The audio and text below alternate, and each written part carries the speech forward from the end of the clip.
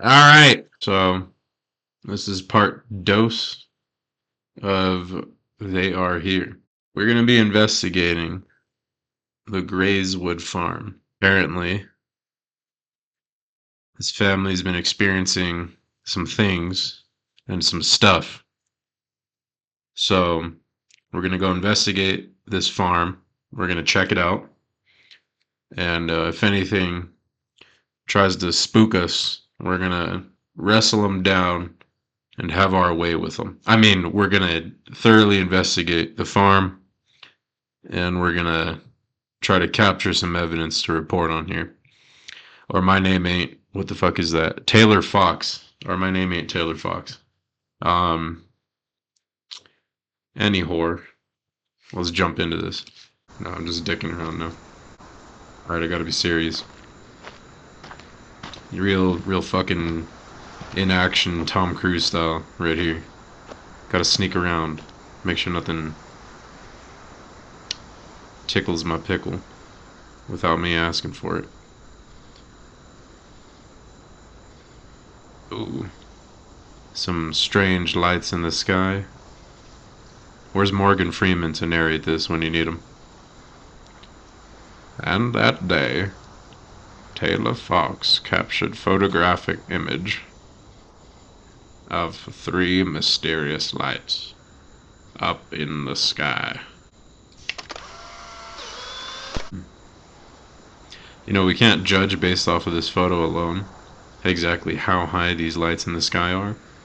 Can't determine if they're physical objects. But in 2004, on November 14th, U.S. Navy pilots from the USS Navy pilots from the USS Nimitz carrier strike group encountered a tic-tac-shaped object off the coast of San Diego. They recorded it on FLIR video, and the object exhibited extraordinary speed and maneuverability. This incident, later publicized, became a cornerstone of the modern UAP discussion. The event was largely unknown until 2017. Believe it or not, this isn't a joke, you can look it up. Fucking Tom DeLonge, the guy from Blink 182, is the person who publicized that information. Apparently, this guy got tired of the music biz and got into the UFO biz, starting an organization called the To the Stars Academy. I don't know how the hell that happened without anybody paying attention. You know, maybe he was outside on his porch one night and saw a UFO, and after they left, he was like, "Where are you? And I'm so sorry." Anyway, that was a fucking swing and a miss right there, I bet. Mr. Fox, we made an appointment, but something bad happened. Our daughter went missing. My wife went to the town for help. My son and I went to check out the farm. We'll leave you notes and for the police and you in case we pass each other. Be careful. Peter Sherman. Peter Sherman. P. Sherman. P. Sherman, 42 Wallaby Way, Sydney.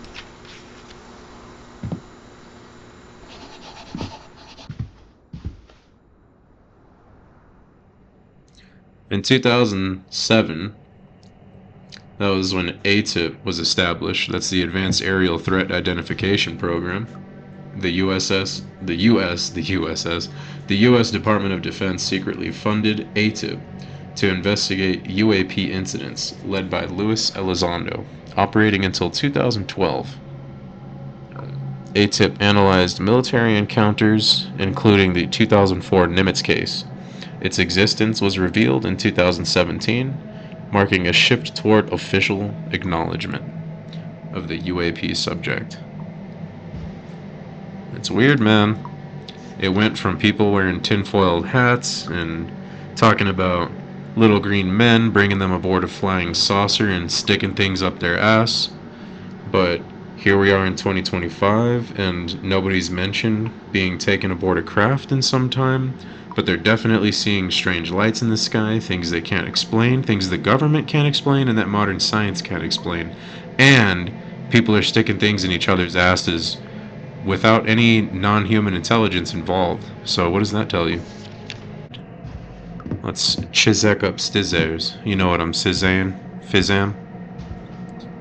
Oh, they got a little golden retriever here. I thought that the golden retriever, I thought it was the body of a human with a golden retriever head for a moment there.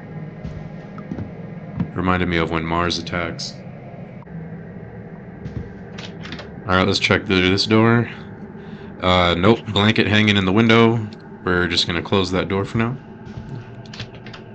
That's a nope. Okay, we got ominous farm overlook. We can't really see jack shit. Yeah, can't see jack shit. Alright, let's check out what's over here. Okay, we got some photos from dating back to like 2005. We're talking Wikipedia alien photos right here. Okay. T. Sherman from 42 Wallaby Way, Sydney probably took these when he was stealing Nemo's. When he was stealing Nemo, yeah. Nemo's, as if there's more than one. Motherfucking aliens. See, here's the thing, like, a lot of physicists say, why would aliens look like this? A lot of scientists, rather. Not just physicists, but different kinds of scientists. They say, why would an alien look humanoid? Why would it be close enough to resemble the figure of a human, the anatomy of a human, but have slightly different physiognomy to kind of... I mean, some people have speculated that they're people of the future, the descendants of humanity, but I like to think they're more of a human proxy. They could be, you know, synthetically created life. Who knows, man? Intended, you know, the mirror test, they say. Um, they judge an animal's intelligence on its ability to recognize itself. Um, if you put a large mirror in the jungle, a gorilla will run up, see another gorilla in the mirror, not itself, and then start bashing the mirror. And you can look that up on YouTube. It's actually a real thing. So they suggest maybe, you know, are we smart enough to recognize this kind of entity for what it actually is? A conscious entity of some sort trying to, you know, test to see if the individual that they're revealing themselves to, giggity, would recognize what they're doing. Anyway, let's see, the Farmer's Children's Diary. Okay, here we go. Found my old diary from when I was 15 years old. How could I forget that? Today was the most exciting and scariest day of my life. I saw the aliens. My parents think I'm lying, but it's true. I was fishing from an abandoned pier on the river. Suddenly, I was deafened by a roar coming from behind. Giggity. I turned around. Very low to the ground, a huge disc with 4 flashing lights or windows was hovering. I felt a punch that seemed to throw me into the air. I froze there, as if in zero gravity.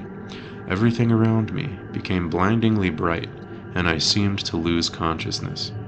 I remember seeing 3 aliens with gray skin and big eyes. I was placed on a table, as if I was welded to it. They were standing over me. It seemed to me that they communicated with one another telepathically.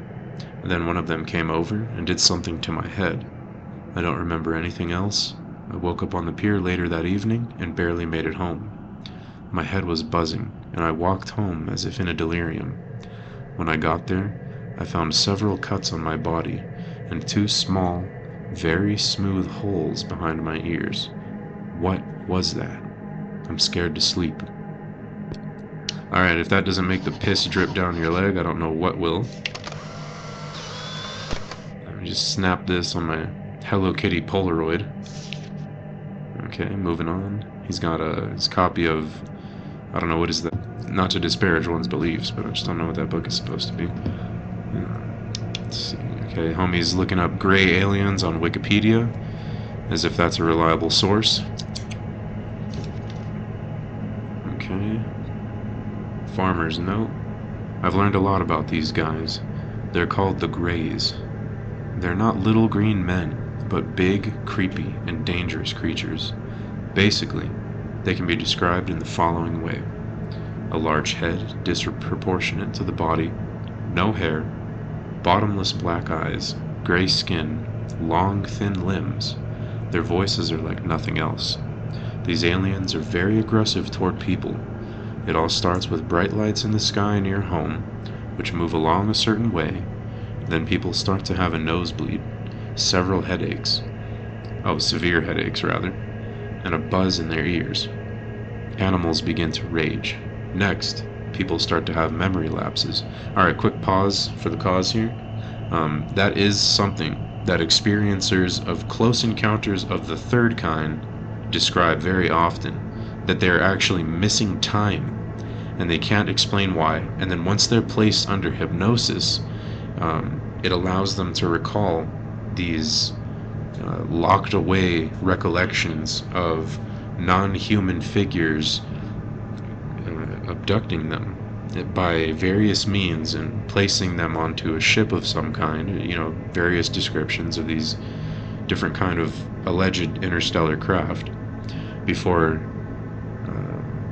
everything from involuntary sexual acts to medical examinations. There was a man by the name of John Mack. He was a Harvard psychologist. He was a child psychologist, among other things. One thing that he did very well, or that he was known for, was psychoanalysis. So he would take these experiencers and interview them through hypnosis therapy. And they would usually, discuss things like this. Sometimes it would be very traumatic for them in their attempts to relive what had happened. It may not have seemed real or had any physical evidence to corroborate the story, but he claims that they were in fact very real experiences to the people in question. But I digress. When they come back to normal, they find themselves in unexpected places, for example, in the middle of a field or on a road, a few kilometers away from home. Some of them have flashbacks of terrible memories. People remember terrifying experiences. The aliens establish control over their minds, and this has affected their psyche. Also, they find marks on their body, incisions to be exact. During palpation, it felt like something thick, like a foreign object moving under the skin. Okay, that's another thing.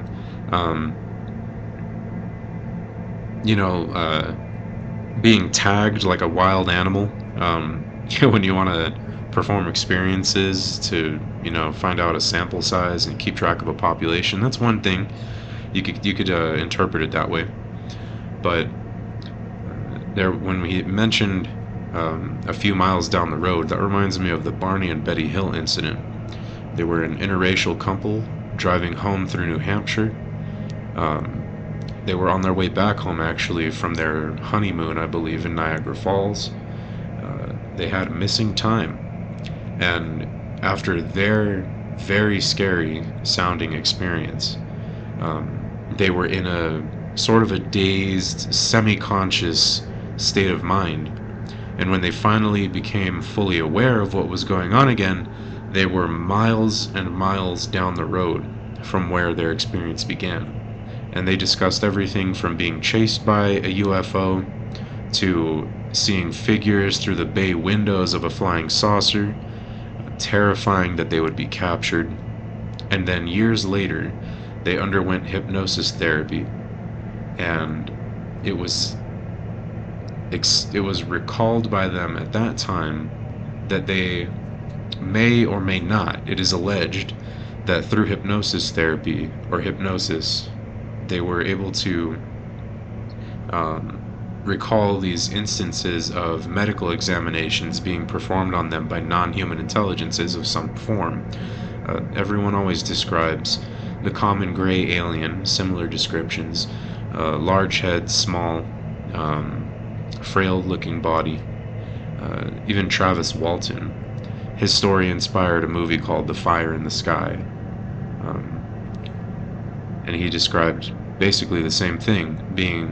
He approached a disc hovering over in a clearing, among a tree line, and it zapped him with some kind of beam, and then his friends basically ditched him in a truck, in their work truck, and then he was missing for a week. A lot of people describe lost time, and then it's kind of questionable as to what happened to them.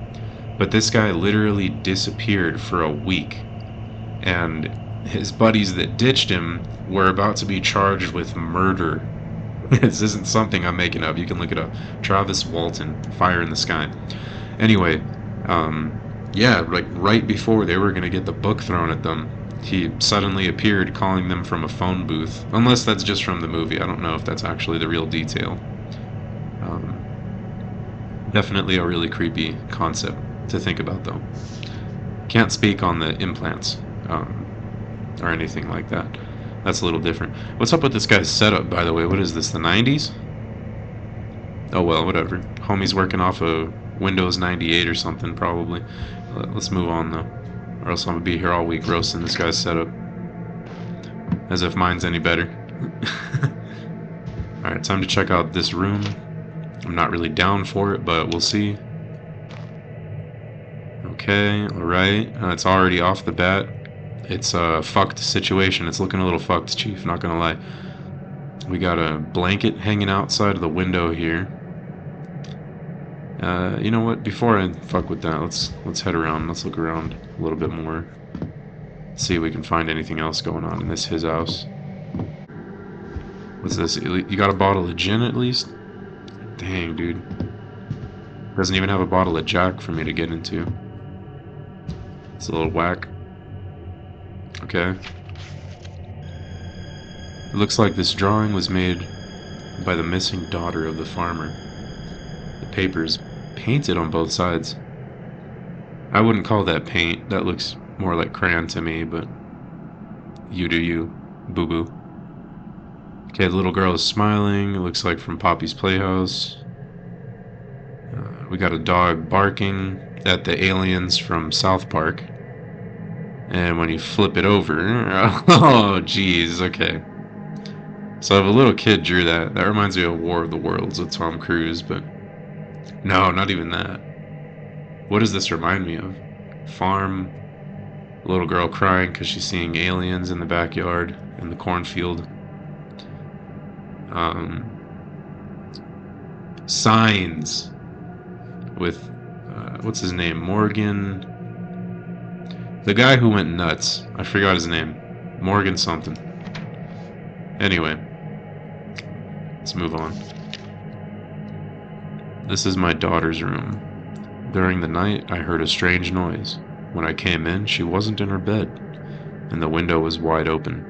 I'm sure she was abducted by those things.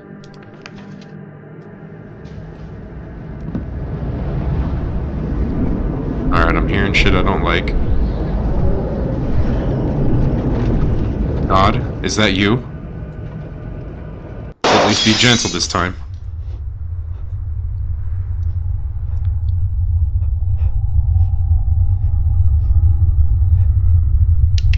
Oh man, I was waiting for the lights to turn on. I had to use my flashlight. Alright, can I pick this up?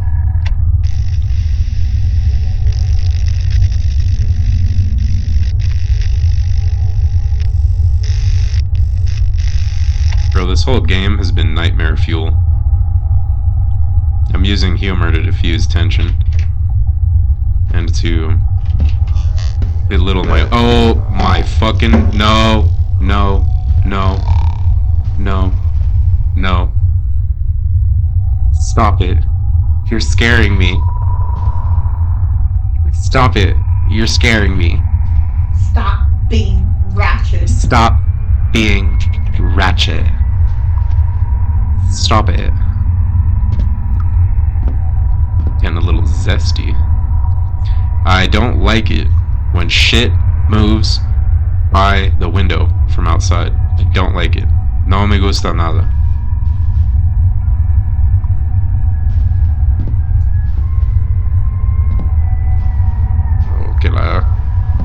Okay, let's check it out. Alright. We got the shit from the poltergeist happening now.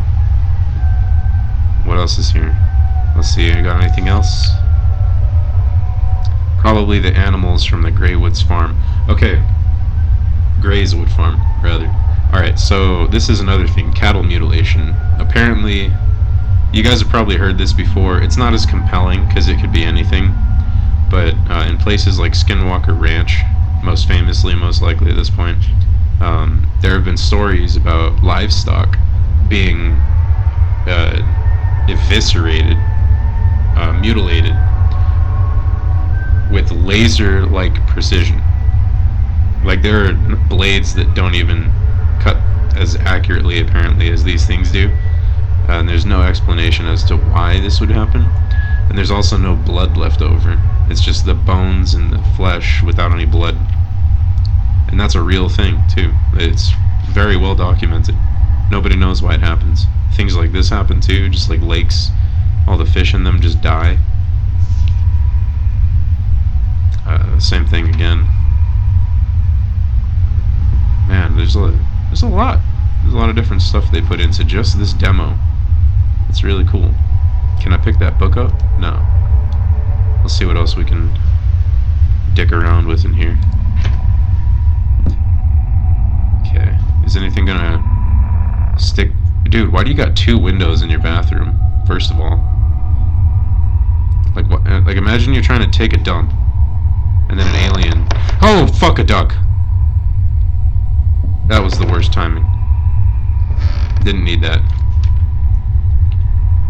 As a child, headaches began to bother me. They torture me to this day. I went to the doctor dozens of times, but no one could explain the reason for their occurrence. Now I understand why the doctors could not determine the cause of the migraines. The answer is simple. Abduction!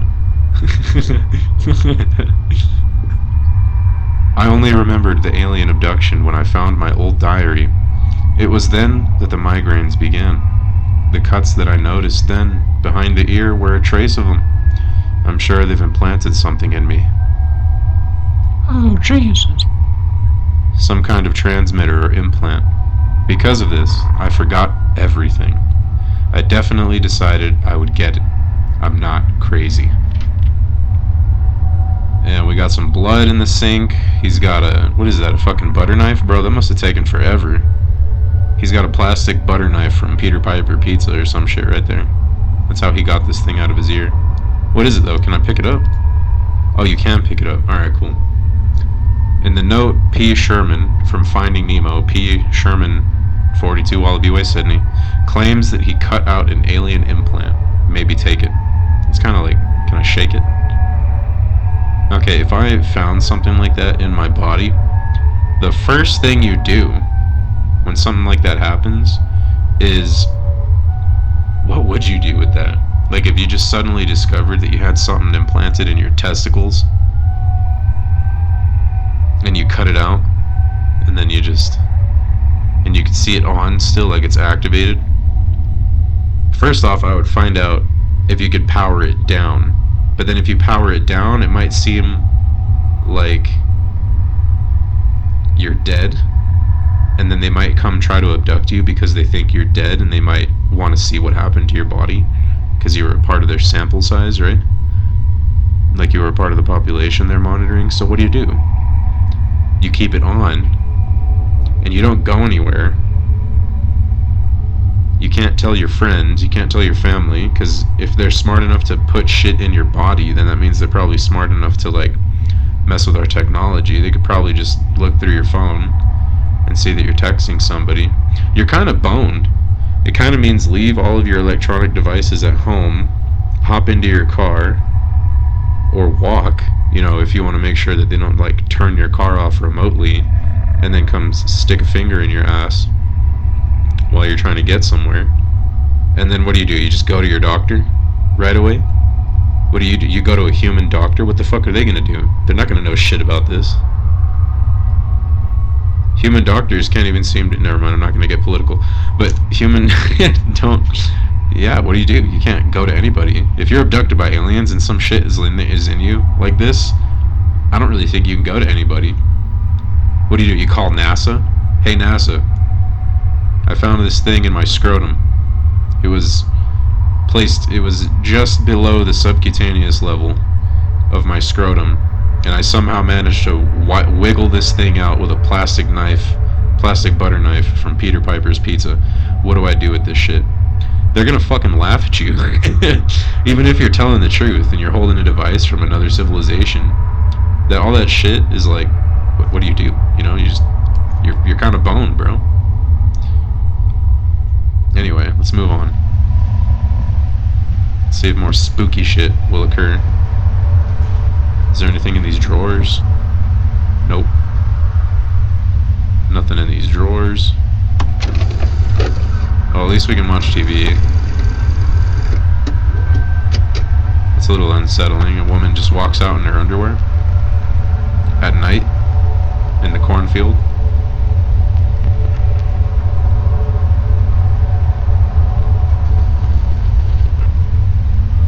Yo, why does she look like Billie Eilish, though? Birds of a feather, we should stick together and know whatever weather. She really do be looking like Billie Eilish. She's just missing a couple of assets in the front. Let me get a bit of... That's not really a good joke. It's kind of a shot at someone's image. It's okay. Jesus will forgive me. He'll just send the aliens after me. Okay, that's a little scary. No signal. So she just stands there in the field and looks up until God knows what arrives to make her sing Birds of a Feather again.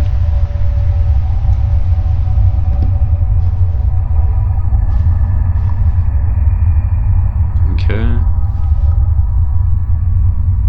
I think it means... Oh, son of a bitch! Yep. Okay, when you see scary shit take place just outside the door, I think it means it's time to leave. Bro, I don't like when things try to scare me. But it's okay. I wasn't put on this planet to do the bare minimum and then fucking die, so if there are aliens out there, that means that it's probably my responsibility to find them and mate with them, and then breed with their women, and then eventually our differences... Ooh. So that interesting phenomenon there, if the fucking car would shut up, hold on, I'm gonna wait, because that's terrifying. Thank you, car, finally, shit. Yeah, so these lights in the sky in that formation there, that's actually a real phenomenon. That's happened multiple times, and it's something that is photographed very often. San Diego, California is a huge hotspot for UFOs. In June of 2022, there were photos like this captured in a neighborhood of San Diego. It's a little town called San Isidro. It's about 15 minutes north of the US-Mexico border. And they caught photos of something that looked just like that, hovering right over the horizon.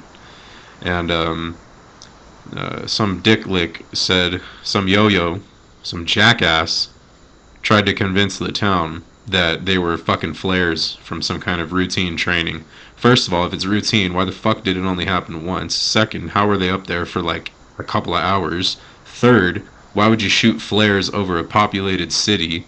You fucking moron, come up with a better excuse. No one's that fucking stupid. Flares drop to the ground and then burn. They can start a fire. They wouldn't hover in the same... Oh, que la chingada. I don't like this. I'm about to fucking dip. I'm about to fucking... Yes! Oh, I'm booking it! Oh, I'm outie. I'm outski. Like 5 Jesus. You don't even want to fuck with me, man. I can run. I'm fast as fuck, boy. Okay, in the car. We're getting in the car.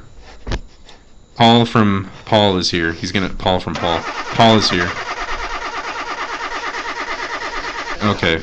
Alright, we're having engine trouble.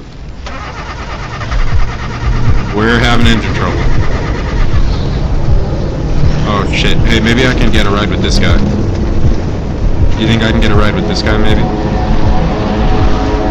Buddy. Yeah.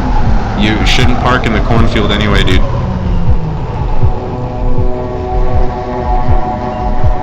Why does your vanity plate say Probe 1? I'm not digging this. Yeah, I'm not digging this.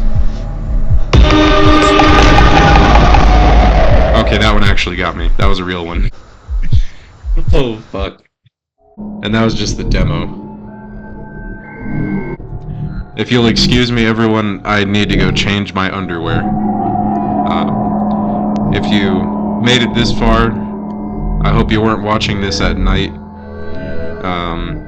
I definitely hope that you didn't have Taco Bell right before you watched this video. Rest assured, I will do everything in my power to make sure I can do a full playthrough of this series when the real game drops instead of just the demo when the full game drops. Thanks for kicking it with me while I pretended that I wasn't scared and I yip-yapped about alleged alien sightings. Yep. Click like if you liked it. Click subscribe if you want to subscribe, you know, all that shit. And I'll see you next time. Or maybe,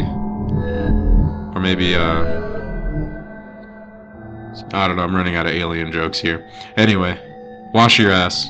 Thanks for watching.